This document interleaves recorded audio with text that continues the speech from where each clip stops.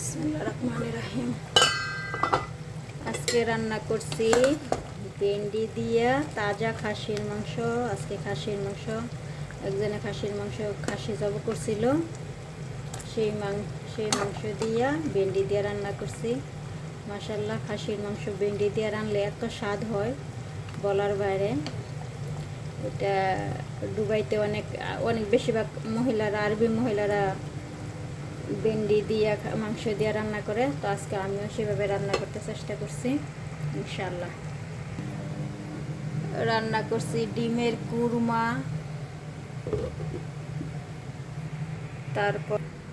তারপরে আপনার রান্না করছি পোলাও।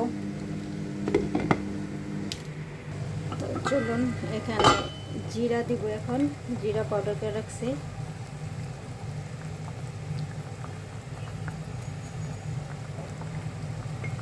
আপনারা কে কে ভেন্ডি দিয়া গোশত দিয়া পছন্দ করেন অবশ্যই জানাবেন। আর বাংলাদেশের মানুষে খুব খায় না বলতেই চলে, ভেন্ডি দিয়া গোশত শুনলে আরও হাসবে মানুষে যে ভেন্ডি দিয়ে গোশত কীভাবে রান্না করে। তো ভেন্ডি দিয়ে গোশত খুবই স্বাদ, খুবই মজাদার একটা তরকারি। এটা আমি এদেশের থেকে শিখছি, তো খুবই ভালো লাগে। এটা আমি আজকে না, আরও আগে বহুতবার রান্না করছি এরকম ভেন্ডি দিয়া গোশত দিয়া, ভেন্ডি দিয়া লাউ দিয়া, ভেন্ডি দিয়া গোশত দিয়া। লাউ তো স্বাভাবিক বাংলাদেশে সবাই খায়, কিন্তু ভেন্ডি দিয়ে গোশত দিয়ে খুব কম মানুষই খায়। আমার মতন পাগল যারা, তারা ভেন্ডি দিয়ে গোশত রান্না দেয় আর কি।